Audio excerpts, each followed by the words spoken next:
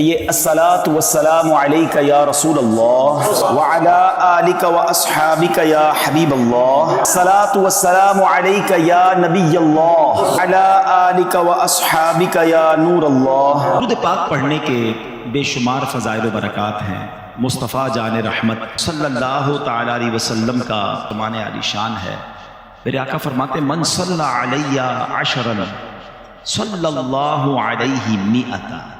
میرے آقا فرماتے جس نے مجھ پر 10 بار درود پاک بھیجے اللہ کریم اس پر 100 رحمتیں نازل فرماتا۔ اور آگے فرمایا ومن صلی علیہ مئتا صلی اللہ علیہ الفا۔ جو مجھ پر 100 بار درود پاک بھیجے اللہ کریم اس پر 1000 رحمتیں نازل فرمائے گا۔ تو چلتے پھرتے اٹھتے بیٹھتے درود پاک پڑھتے رہا کرے۔ یہاں صلو علی الحبیب صلی اللہ تعالی علی محمد صلی اللہ علیہ وسلم۔ ایک بزرگ کا واقعہ ہے کہ وہ کاروبار کے لیے روزگار کے لیے ایک بار کسی جنگل سے گزر رہے تھے اور کام کے لیے گھر سے نکلے تھے۔ عبادت گزار بھی تھے مگر ظاہر روزی بھی کمانی تھی۔ مگر اچانک انہوں نے ایک منظر دیکھا کہ ایک لومڑی ہے، بڑی فربا ہے، تر و تازہ ہے اور اس کے ہاتھ پیر بھی نہیں ہیں اور وہ اندھی بھی ہے۔ اب حیران ہو گئے کہ اس کے پاس تو نہ ہاتھ پیر ہیں نہ آنکھیں ہیں، نہ دیکھ سکتی ہے نہ چل پھر سکتی ہے، تو یہ کھاتی کیسے، اس کے کھانے کا انتظام کیسے ہوتا ہوگا؟ اسی شش و پنج میں تھے، آپ بیٹھ گئے۔ اچانک آپ نے دیکھا کہ زمین شک ہوئی اور 2 پیالے نکلے، ایک شہد کا اور ایک دودھ کا۔ مگر آپ پھر سوچنے لگے کہ یہ پیالے تک پہنچے گی کیسے؟ اب کیا ہوا کہ تھوڑی دیر بعد انہوں نے دیکھا کہ قریب پہاڑ سے ایک سفید چہرے والے نورانی بزرگ وہ اوپر سے تشریف لائے اور اپنے ہاتھوں سے لومڑی کو یہ دونوں پیالے پلائے۔ پھر پیالے زمین کے اندر چلے گئے اور وہ بزرگ واپس جانے لگے۔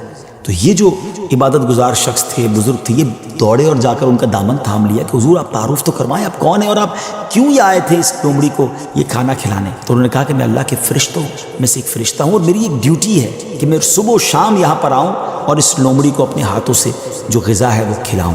ان بزرگ کی تو جس کو کہنا کہ طبیعت ہی چینج ہو گئی کہ جو رب اس لومڑی کو اس حالت میں بھی روزانہ رزق دے سکتا ہے وہ تو مجھے بھی رزق دے گا، مجھے کیا ضرورت ہے کام کاج کے لیے تکلیف اٹھانے کی۔ آپ جنگل میں چلے گئے اور اللہ کی عبادت میں مصروف ہو گئے۔ کئی دن عبادت کی، 7 دن ہو گئے مگر کچھ کھانے کو نہ ملا، بھوک سے برا حال ہو گیا۔ اللہ کی بارگاہ میں فریاد کی میرے مالک مجھے بھی تو کوئی لقمہ غذا عطا فرما، اب بھوک برداشت کرنے کی طاقت نہیں ہے، یا میری روح قبض کر لے۔ اللہ کی طرف سے یہ ارشاد ہوا، یہ پیغام ملا کہ اے میرے بندے اپنے ہاتھ سے کماؤ، کسب حلال کرنا ہے، کوشش کرنی ہے، خود بھی کماؤ اور محتاجوں کو بھی کھلاؤ۔ جب اللہ کریم کی طرف سے یہ حکم ملا تو پھر ان بزرگ نے کیا کیا؟ پہاڑ سے اتر گئے اور پھر اب طلب معاش میں اپنے کام میں لگ گئے، کمانے لگے، آدھا خود کھاتے آدھا محتاجوں میں تقسیم کرتے۔ اس واقعے سے سیکھنے کو یہ ملا کہ یہ دنیا عالم اسباب ہے، توکل یہ نہیں ہے کہ بندہ گھر میں بیٹھ جائے کہ بس اللہ روزی دے گا۔ یقیناً رب روزی دینے والا، مگر اسی نے اس دنیا میں اسباب بنائے ہیں اور ہمیں اپنے ہاتھ سے کام کرنے کا بھی حکم دیا گیا ہے۔ تو کوشش کرنی ہے، ہاں کوشش کر کے جو اسباب اختیار کیے اسی کو سب کچھ نہ سمجھیں کہ چونکہ میری دکان ہے اس لیے مجھے رزق ملتا ہے۔ نہیں، رزق جو ہے وہ رب عز و جل ہی عطا فرمانے والا ہے، رازق وہی ہے، بھروسہ اس پر ہو اسباب پر نہیں۔ لیکن توکل کو اس طرح نہ سمجھے کوئی کہ جناب اب کچھ کرنے کی ضرورت نہیں۔ ایک بار ایک صحابی رسول نبی پاک علیہ الصلوۃ والسلام کی بارگاہ میں آئے اور عرض کی کہ حضور میرے ساتھ اونٹ بھی ہے، کیا میں اس کو باندھ کر اللہ پر بھروسہ کروں یا ایسے ہی چھوڑ کر رب پر توکل کروں؟ تو نبی پاک علیہ الصلوۃ والسلام نے بڑا کمال کا ارشاد فرمایا کہ پہلے اس کو باندھو اور پھر رب پر بھروسہ کرو۔ تو ناظرین ایکچول تعریف توکل کی یہ ہے کہ ہمیں اسباب اختیار کرنے ہیں مگر خالق اسباب پر بھروسہ کرنا ہے۔ تو امید ہے کہ بہت ساری باتیں سمجھ آ گئی ہوگی۔ وہ رب سب کو رزق دیتا ہے، وہ ہمیں بھی دے گا۔ اللہ کی قدرت پر یقین رکھیں، اس پر بھروسہ رکھیں اور اس کی بارگاہ میں دعا کرتے رہیں۔ حضرت شیخ احمد بن نفیس رحمۃ اللہ تعالی فرماتے ہیں میں ایک بار مدینہ منورہ میں سخت بھوک کے عالم میں سرکار علی وقار صلی اللہ تعالی علیہ وسلم کے روضہ انور پر حاضر ہو کر میں نے عرض کی یا رسول اللہ صلی اللہ تعالی علیہ وسلم میں بھوکا ہوں۔ یکایک آنکھ لگ گئی، اسی دوران کسی نے جگایا اور مجھے اپنے ساتھ چلنے کی دعوت دی۔ چنانچہ میں ان کے ساتھ ان کے گھر آیا تو میزبان نے کھجوریں، گھی اور گندم کی روٹی پیش کی، کہا پیٹ بھر کر کھا لیجئے۔ بات یہ ہے میرے جد امجد مکی مدنی مصطفیٰ صلی اللہ تعالی علیہ وسلم نے مجھے آپ کی میزبانی کا حکم دیا ہے۔ اور دیکھیں بھائی اب جب بھی بھوک لگے کہیں اور مت جائیے گا، میرے گھر تشریف لے آئیے گا۔ یہ ایسی دربار ہے جہاں مانگنے میں شرمایا نہ کرو. اللہ اکبر. میرے رضا کا عشق رسول تو دیکھو. دنیا میں بندہ کسی کے آگے مانگے نا تو ڈی مورلائز فیل کرتا ہے, احساس کمتری ہوتا ہے, ہاتھ پیر کانپنے لگ جاتے ہیں, اور ہونا بھی ایسے ہی چاہیے. اللہ کرے کبھی زندگی میں کسی کے آگے ہاتھ نہ پھیلانا پڑے. دعا کرو اللہ سے, یا اللہ ہمیشہ ہمیں دینے والا بنائیو, کبھی مانگنے والا نہ بنائیو. کیونکہ بھکاری بننا کسے پسند ہے؟ مگر ہاں ایک در ایسا ہے جہاں کی بھیک بھی بڑے مزے والی ہے. ہاں بھیک میں مزہ کیسے بھائی؟ بھیک تو بے مزے کی تکلیف دہ ہوتی ہے. مگر میرے اعلیٰ حضرت کہتے ہیں ایک دربار ایسا ہے جہاں کی بھیک میں بھی بڑا مزہ ہے. کیسے؟ وہ میرے پیارے اسلامی بھائیوں, اصل مسئلہ یہ ہے, کرم تو آج بھی ہو رہا ہے مگر وہ پکار چاہیے, وہ تڑپ چاہیے, وہ کنیکشن چاہیے. لکھتے ہیں نا اعلیٰ حضرت, فرماتے ہیں واللہ وہ سن لیں گے, فریاد کو پہنچیں گے, وہ آئیں گے, وہ فریاد فرمائیں گے, مگر شرط یہ ہے واللہ وہ سن لیں گے, فریاد کو پہنچیں گے.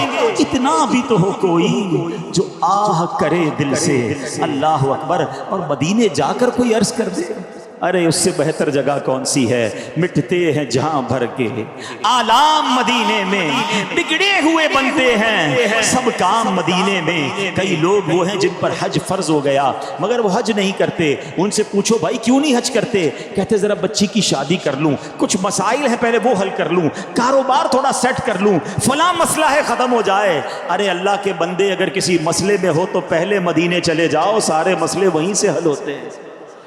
تو آقا کے در کی طرف جاؤ تو صحیح, اور مدینے نہیں جا سکتے نا, پھر بھی گھبرانا نہیں, بس دل سے پکارنا ہے, انہیں دل سے یاد کرنا ہے. وہ آج بھی کرم فرماتے ہیں, اپنے غلام پر آج بھی مہربانی فرماتے ہیں. آپ نے حدیث سن لی ہے کہ اللہ کے انبیاء اپنی قبروں میں حیات ہیں, انہیں رزق دیا جا رہا ہے, ان کے پاس تصرف ہے, وہ آج بھی وہ ہم پر کرم فرما سکتے ہیں. اللہ اکبر. بلکہ میرے آقا کا دیدار اور نبی پاک کا جلوہ بھی عام ہے, کرنے والے پیارے آقا کا دیدار آج بھی کر رہے ہیں. وہ لکھتے ہیں نا, آنکھ والا تیرے جوبن کا تماشا دیکھے, آنکھ والا تیرے جوبن کا تماشا دیکھے, دیدے کور کو کیا آئے نظر کیا دیکھے.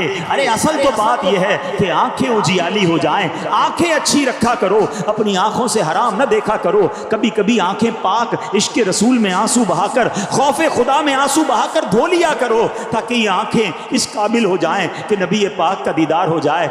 اگر آنکھوں سے دیدار مصطفیٰ کرنا ہے نا تو حرام نہ دیکھا کرو, ان آنکھوں کو گندی نہ ہونے دو. نبی پاک کے دیدار کے شوق کو بڑھاؤ, درود پاک کی کثرت کرو. نصیب والوں کے بھاگ آج بھی جاگ رہے ہیں, ہاں آج بھی جلوے دکھائی دے رہے ہیں, مگر خوش نصیب ہیں جن پر کرم ہو رہا ہے. ہم بھی التجا تو رکھے نا, شوق تو دل میں رکھا کرو. رات کو سوتے وقت اللہ کی بارگاہ میں عرض تو کیا کرو کہ مانا مالک بڑا گناہ گار ہوں, مانا بڑا خطا کار ہوں, مگر میں بھی تو نبی پاک کا امتی ہوں. یا اللہ تو نے مجھے ان کا امتی بنایا ہے, پیار بڑا ہے ان سے. صحابہ نے ان کے جلوے دیکھے, اے اللہ ہمارے صحابہ نے ان کی پیاری پیاری آنکھیں دیکھی, ان کے رخسار دیکھے, بہت سنا ہے ان کے مبارک حلیے کے بارے میں. اللہ کبھی تو ایسا کرم کر دینا کہ تیرے محبوب کا جلوہ میں بھی دیکھ لوں. حضور آپ سے تو جس نے جو مانگا آپ نے عطا فرمایا. سیدنا ابو ہریرہ نے یادداشت مانگی, آپ نے عطا فرمائی. حضور آپ نے سب کو عطا فرمایا. آپ کے غلام اشک بار آنکھوں سے عرض کر رہے کہ حضور دیدار کی بھیک کب بٹے گی, دیدار کی بھیک کب بٹے گی.